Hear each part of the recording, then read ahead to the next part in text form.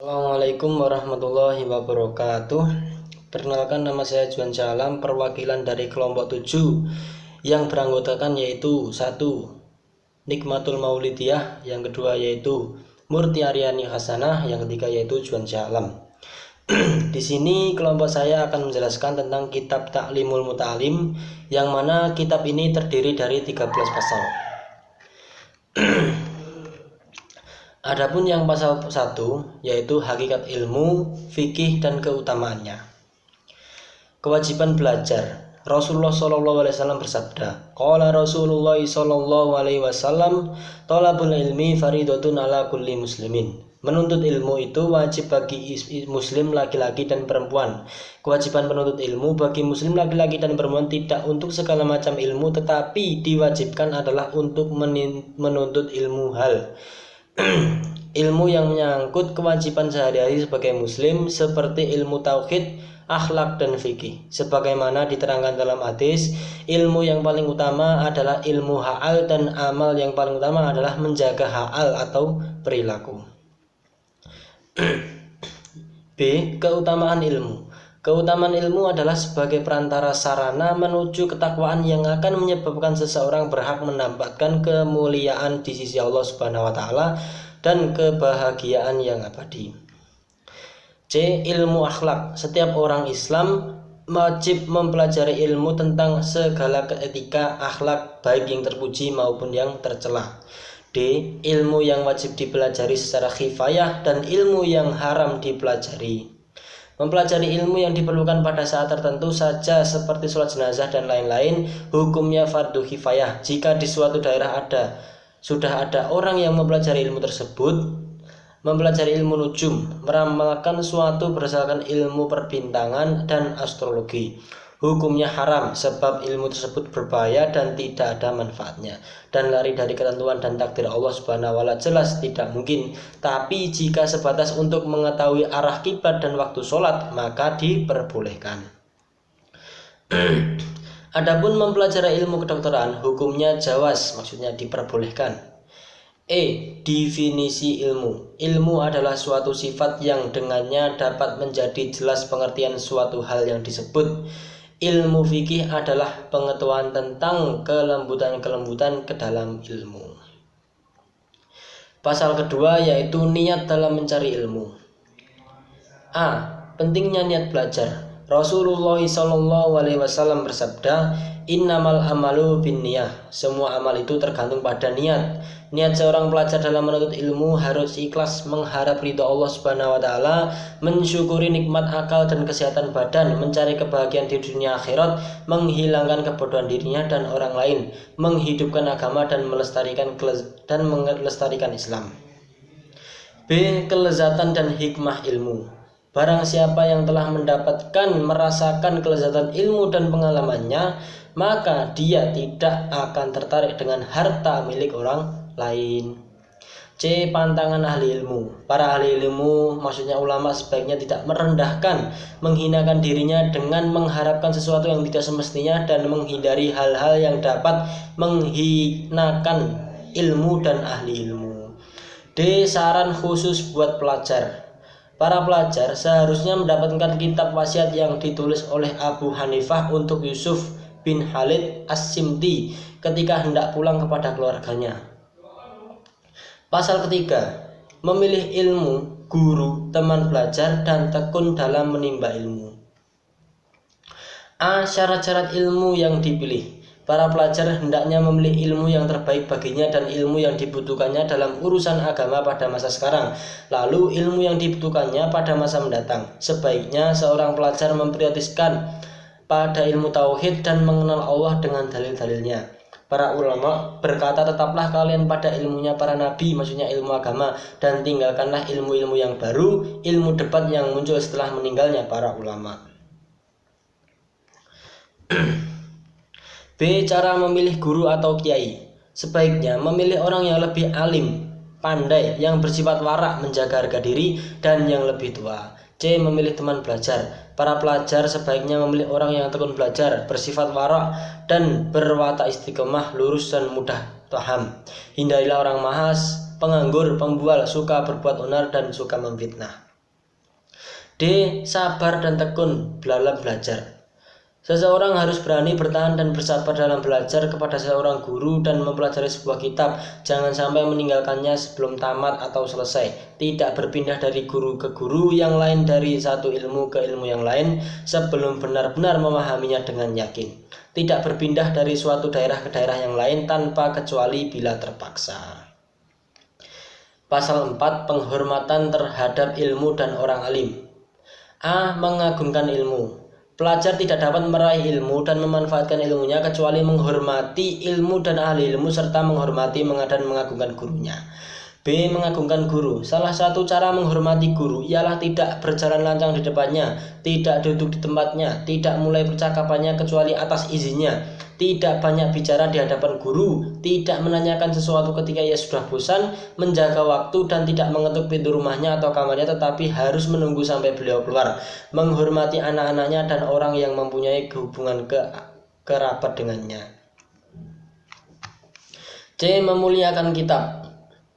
Seseorang pelajar sebaiknya tidak memegang kitab kecuali dalam keadaan suci dari hadas, tidak menyelonjorkan kaki ke arah kitab, hendaknya kitab tafsir diletakkan di atas kitab-kitab yang lain dan tidak meletakkan sesuatu di atas kitab. Hendaknya menulis pada kitab dengan baik, jelas dan tidak kabur, tidak membuat catatan pinggir yang mengaburkan kitab kecuali dalam keadaan terpaksa. Sebaiknya tidak memakai tinta merah dalam menulis kitab karena hal itu kebiasaan para filosof, bukan kebiasaan ulama salaf.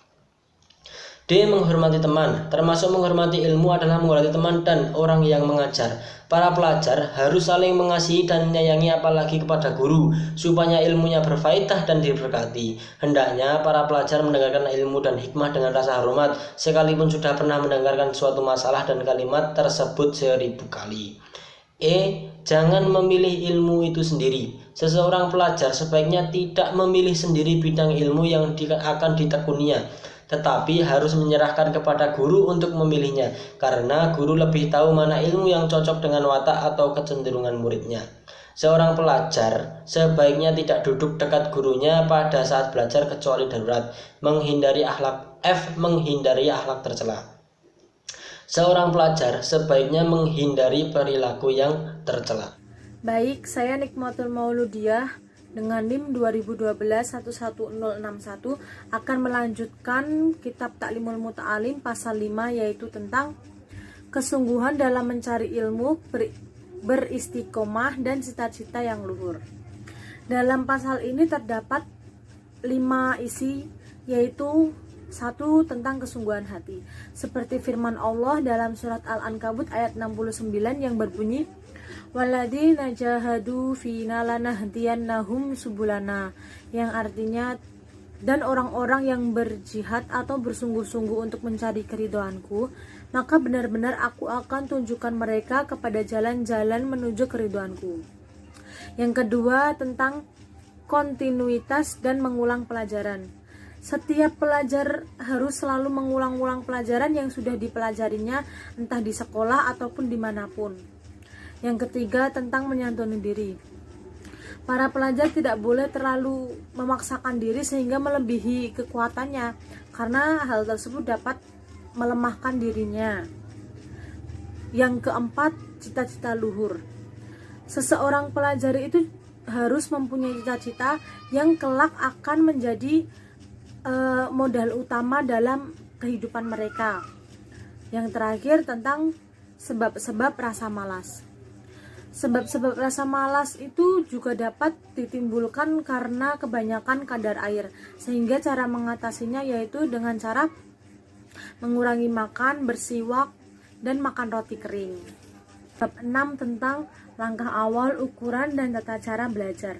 Dalam pasal ini terdapat 8 isi, yaitu yang pertama, tahap awal dan ukuran belajar. Seperti hadis riwayat Muslim yang artinya tidak ada sesuatu yang dimulai pada hari Rabu kecuali akan menjadi sempurna, karena pada hari Rabu itu adalah hari di mana cahaya nur diciptakan. Dalam arti tersebut dapat dikatakan bahwa guru-guru kami berpendapat bahwa sebaiknya ukuran pelajaran bagi tingkat sadar dasar adalah sesuatu yang kira-kira dapat dikuasai dengan mengulanginya 2 kali, kemudian setiap hari ditambahkan kalimat demi kalimat, ditambahkan setiap kalimat. Kemudian yang kedua tentang tingkat pelajaran dan usaha memahaminya. Dalam memulai pelajaran sebaiknya dimulai dengan hal-hal yang kecil terlebih dahulu, seperti berdoa agar kelak ilmu yang akan didapatkan menjadi barokah dan manfaat. Kemudian yang ketiga tentang mendiskusikan ilmu. Para pelajar harus saling mengingatkan atas apa yang telah didapatkannya, seperti ilmu, agar semuanya juga mendapatkan ilmunya.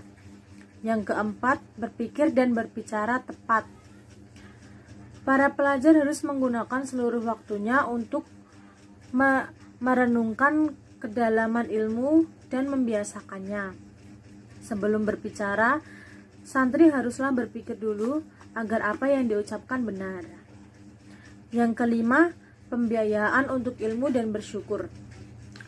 Barang siapa berharta banyak, maka sebaik-baiknya harta yang dimiliki orang soleh ialah harta yang dihabiskan untuk menuntut ilmu.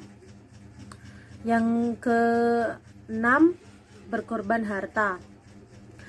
Barang siapa memiliki harta kekayaan, maka janganlah kikir.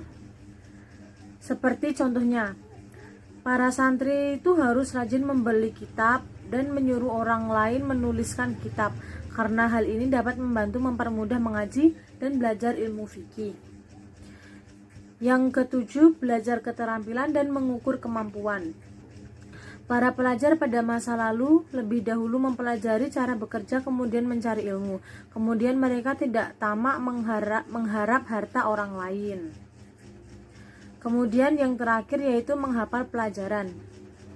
Para pelajar sebaiknya mempelajari ulang pelajaran yang lalu dengan cara sebagai berikut.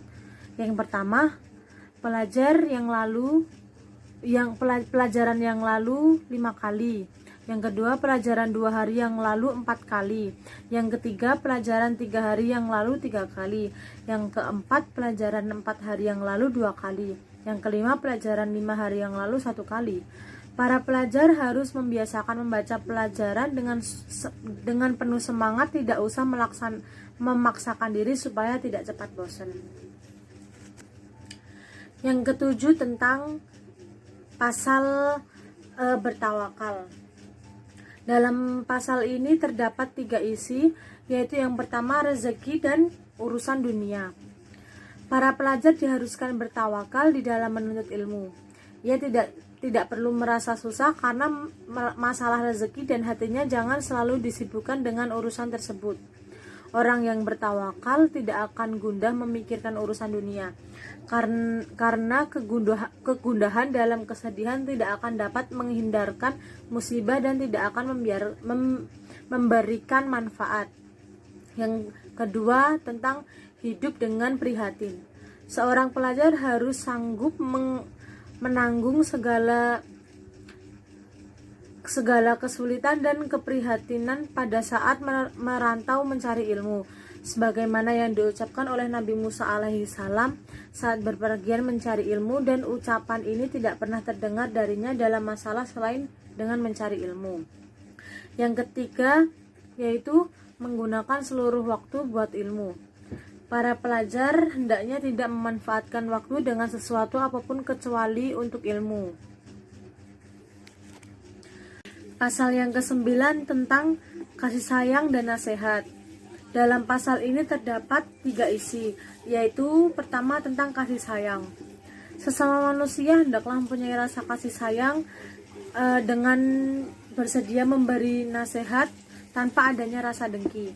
Yang kedua, menjauhi perselisihan. Sebagai pelajar sebaiknya tidak melibatkan diri dalam permusuhan dengan seseorang, karena akan menyanyiakan waktu dan akhirnya pun juga dapat membuka aib seseorang. Yang ketiga, tidak berprasangka buruk. Jauhilah berprasangka buruk kepada seseorang, karena hal itu sumber permusuhan dan tidak dihalalkan. Rasulullah bersabda, "Dzanu bil mu'minina khairon." Berpasangkalah baik terhadap orang mukmin. Baik, terima kasih penjelasan dari saya. Kemudian akan dilanjutkan kepada saudari Murti Aryani. Pasal ke-10, mengambil pelajaran. Pertama, memanfaatkan waktu belajar. Mengambil pelajaran atau istifadah bagi pelajar haruslah dilakukan di setiap saat hingga memperoleh kemuliaan dengan cara selalu menyediakan alat tulis untuk mencatat segala pengetahuan yang baru saja didapatkan. Sebaiknya memanfaatkanlah setiap waktu dan jangan sia-siakan. Lebih baik pada malam hari dan pada saat sepi. Kedua, mengambil pelajaran dari orang yang lebih tua. Seorang pelajar hendaknya mau mengambil pelajaran dari orang yang lebih tua dan tidak mengabaikan mereka. Suatu keharusan bagi pelajar untuk menanggung derita selama menuntut ilmu.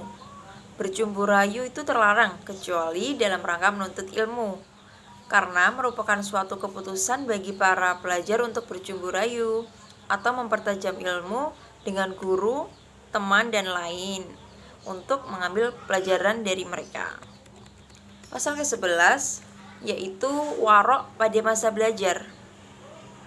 Pada warok ini Rasulullah SAW bersabda, barang siapa tidak berlaku warok pada ketika belajar ilmu, maka dia akan diuji oleh Allah Subhanahu wa Ta'ala dengan salah satu 3 perkara. Ada kalanya ia dimatikan ketika muda, ditempatkan bersama orang-orang bodoh, atau diuji menjadi pelayan para penguasa. Di antara perbuatan waro yaitu menjauhkan diri dari golongan yang berbuat kerusakan, maksiat, dan penganggur, menjauhkan dari perut kenyang, banyak tidur, dan banyak bicara yang tidak ada gunanya. Hendaknya menjauhi makanan pasar karena dikhawatirkan najis dan kotor, dapat menjauhkan diri dari ingat kepada Allah dan lebih ingat pada kelalaian. Kedua, menghadap kiblat. Seorang pelajar hendaknya menghadap kiblat ketika belajar, selalu mengerjakan sunnah Nabi SAW, mengikuti ajaran para pendukung kebaikan, dan menghindari ajaran orang-orang yang berbuat lalim.